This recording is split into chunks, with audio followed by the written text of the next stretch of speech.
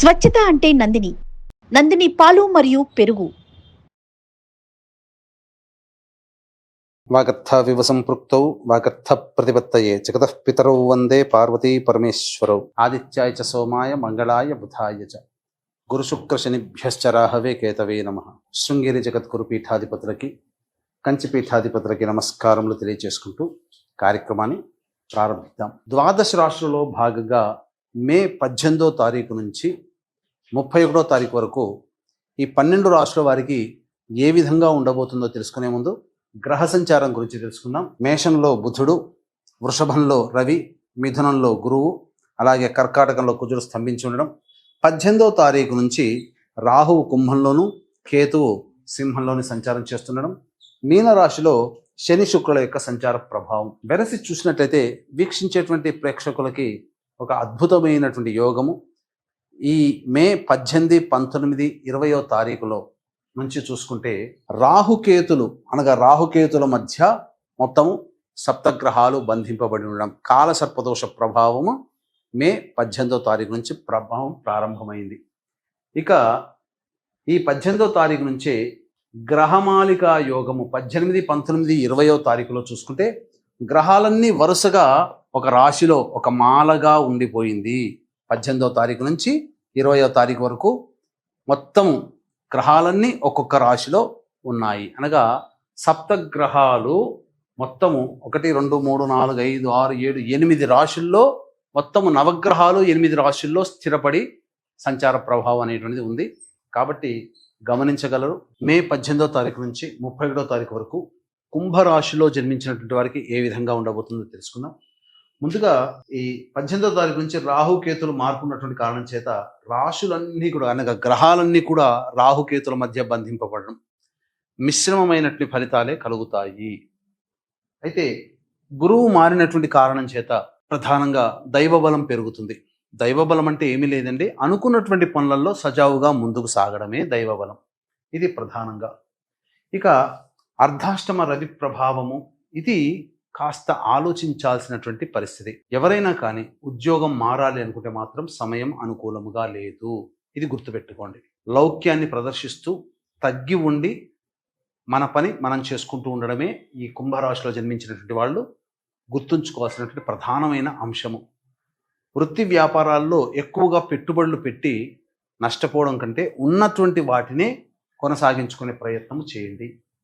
ఇక శని మార్పు కారణం చేత కుటుంబంలో చిన్నపాటి కలహాలు పెరగడం కానీ, నోరు పారేసుకోవడం, తద్వారా ఇతరులతో వాగ్వివాదాలు పెరగడం కానీ తరచూ సంభవిస్తాయి. ఇవి సాధారణంగా శని మార్పు వల్ల వచ్చేటువంటిది. అయితే కుజుడు స్తంభించి షష్ఠమ స్థానంలో ఉన్నటువంటి స్థితి చేత ఇది మీకు అనుకూలంగా ఉంటుంది.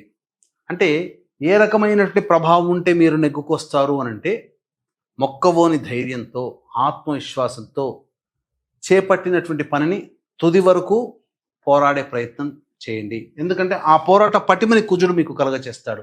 తుదకంటూ మీరు ప్రయత్నంలో ఉండండి, ఖచ్చితంగా విజయాన్ని పొందుతారని చెప్పవచ్చు.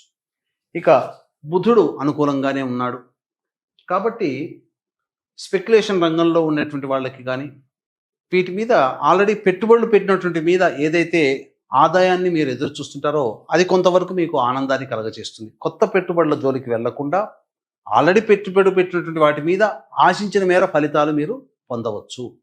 ఇది మీకు కలగజేసేటువంటి అంశం. ముఖ్యంగా వివాహం కావాల్సినటువంటి అమ్మాయిలకి, అబ్బాయిలకి వివాహ సంబంధాలు కుదిరే అవకాశాలు గోచరమవుతున్నాయి. ఇక సంతానపరమైనటువంటి సమస్యలు తీరుతాయి. ఆనందకరమైనటువంటి వార్త వింటారు దాంపతులు అని చెప్పవచ్చు. ఇక అన్నిటి పరంగా చూసుకున్నట్లయితే ప్రధానంగా వృత్తి ఉద్యోగ వ్యాపారాల్లో జాగ్రత్తలు పాటించడం, దైవబలం అనుకూలంగా ఉండడం చేత సజావుగా సాగిపోతాయి. ఇది ఈ యొక్క కుంభరాశిలో జన్మించినటువంటి వారికి మే 18 నుంచి 31వ తారీఖు వరకు జరిగేటువంటి సాధారణమైనటువంటి మార్పులు. ఇక రోజువారీ దినచర్యలలో భాగంగా ఎలా ఉండబోతుంది, ఆదాయము ఖర్చు ఎలా ఉండబోతుంది అనేటువంటి విషయాన్ని తెలుసుకునే ముందు వీక్షించేటువంటి ప్రేక్షకులకి గమనిక. ఈ నెల 22వ తారీఖు రోజున హనుమత్ జయంతి సందర్భంగా జాతకరీత్యా కలుగు విద్య, వివాహ, ఉద్యోగ, దాంపత్య, అనారోగ్య సమస్యల నివారణకి, అలాగే శని మారినటువంటి కారణం చేత మేష, మిథున, కర్కాటక, సింహ, కన్య, వృశ్చిక, ధనస్సు, కుంభ మీన రాశిలో జన్మించినటువంటి వారికి దోష పరిహారార్థమై సర్వదోష నివారణ పూజలు హోమాలు అనేటువంటివి జరిపించి శక్తిపాతము చేయబడినటువంటి శంకరుంగలి మాలని మీకు అందించడం జరుగుతుంది. ఇక ప్రధానంగా చూసుకున్నట్లయితే ఈ సరస్వతీ నదీ పుష్కరాల సందర్భంగా అమావాస్య రోజున ఇరువైపున అనగా భర్త వైపు 3 తరాలు, భార్య వైపు 3 తరాల్లో మరణించిన వారి ఆత్మతృప్తి కోసం బ్రాహ్మణుని కర్తగా పెట్టి పిండ ప్రధాన కార్యక్రమం, తర్పణాది కార్యక్రమాలు జరిపించడం జరుగుతాయి. అలాగే తండ్రి వైపు 6 తరాలు, తల్లి వైపు 3 తరాల్లో కుటుంబంలో ఏవైనా దుర్మరణాలు కనుక ఉన్నా, పిండ ప్రదానాలు చేయలేకపోయినా, 60 సంవత్సరాల లోపల కుటుంబ సభ్యులు ఏ విధంగానైనా చనిపోయినా, ఇవన్నీ కూడా పితృశాప ప్రభావాలు. ఈ శాప ప్రభావాల వలన కుటుంబంలో శుభకార్యాలు జరగవు, అనుకున్నది ఒకటి జరిగేది ఒకటి, పిల్లలు ఎవరికి వారే యమునా తీరే అన్నట్టుగా ఉంటారు. అన్నిటికంటే మించి అన్ని అవకాశాలు దగ్గర దాకా వచ్చి వెనక్కి వెళ్ళిపోతాయి. ఎక్కడ వేసిన గొంగడ అక్కడ అన్నట్టుగా ఉంటుంది. కాబట్టి ఇటువంటి పితృశాపము, స్త్రీ శాపము మరియు సర్పశాప నివృత్తికి కర్ణాటకలోని రుద్రగయ క్షేత్రములో ఈ యొక్క పితృదోష నివారణ కార్యక్రమాలు జరిపించడం జరుగుతుంది. అవకాశం ఉన్న వాళ్ళు కార్యక్రమం తదనంతరం కాంటాక్ట్ చేసి పూర్తి వివరాలు తెలుసుకోవచ్చు. ఇక 18, 19, 20వ తారీఖుల్లో ఎక్కువగా ఖర్చులు అధికంగా ఉంటాయి. మానసిక ఒత్తిడి, శారీరక శ్రమ అధికంగా ఉండడం, ఏ పని యందు మనస్సు లగ్నం చేయకపోవడం, తలపెట్టిన ప్రతి పని యందు కూడా అనాసక్తి ఉండడం వల్ల పనులు మధ్యలోనే మీరు నిలిచిపోతాయని చెప్పవచ్చు. ఖర్చులు అధికంగా ఉంటాయి. 21, 22వ తారీఖుల్లో పెండింగ్లో ఉన్నటువంటి పనులు పూర్తి చేసుకుంటారు. విందులు వినోదాలు కుటుంబ సభ్యులతో పాల్గొంటారు.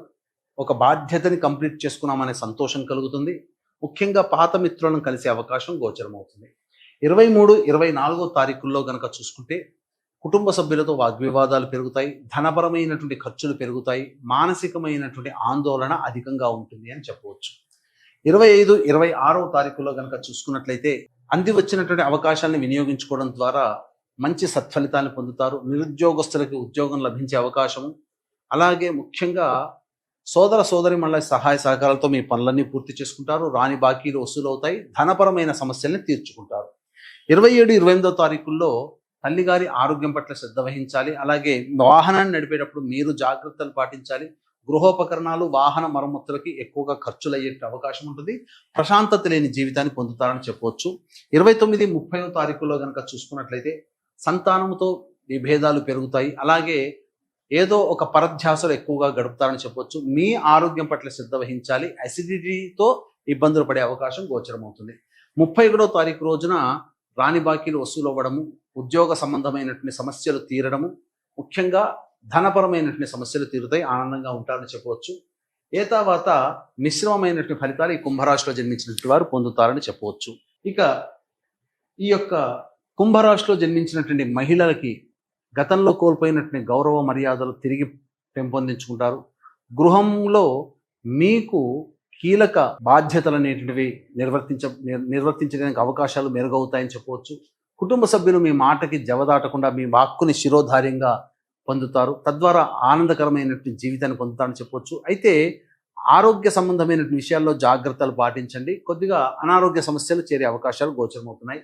వివాహం కాని అమ్మాయిలకి వివాహ సమస్యలు, సంతాన ప్రాప్తి అన్నీ కూడాను యోగదాయకంగా ఉంటాయని చెప్పవచ్చు. ఏది ఏమైనప్పటికీ కూడాను అత్యాశకి పోకుండా ఉన్నదాంతో సరిపెట్టుకుంటే ఈ యొక్క రాశిలో జన్మించినటువంటి మహిళలు ఆనందంగా అన్ని వృత్తి, ఉద్యోగ, వ్యాపార రంగాల్లో ఉన్న వాళ్ళు పొందుతారని చెప్పవచ్చు. ఈ యొక్క కుంభరాశిలో జన్మించినటువంటి వారు సమస్యల పరిష్కారం కోసం సర్వదేవకృత లక్ష్మీ స్తోత్ర పారాయణము, కాలభైరవాష్టకము రోజుకి 3 సార్లు పఠించండి.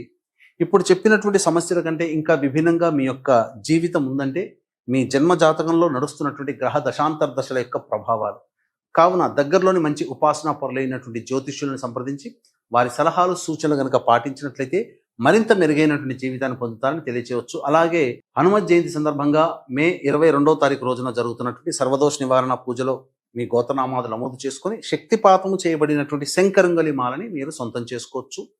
అలాగే ఈ సరస్వతి పుష్కరాల సందర్భంగా భార్యాభర్త వైపు 3 తరాల్లో మరణించిన వారి ఆత్మతృప్తి కోసం పిండ ప్రదానం, అలాగే తండ్రి వైపు 6 తరాలు, తల్లి వైపు 3 తరాల్లో దుర్మరణం పాలైన వ్యక్తుల యొక్క ఆత్మఘోష నివృత్తికి కర్ణాటకలోని రుద్రగయ క్షేత్రంలో ఈ పితృదోష నివారణ కార్యక్రమాలు అనేటువంటి జరిపించడం జరుగుతుంది. అవకాశం ఉన్న వాళ్ళు కార్యక్రమం తదనంతరం కాంటాక్ట్ చేసి పూర్తి వివరాలు తెలుసుకోవచ్చు. సర్వం శ్రీ ఉమామహేశ్వర పరబ్రహ్మార్పణమస్తు.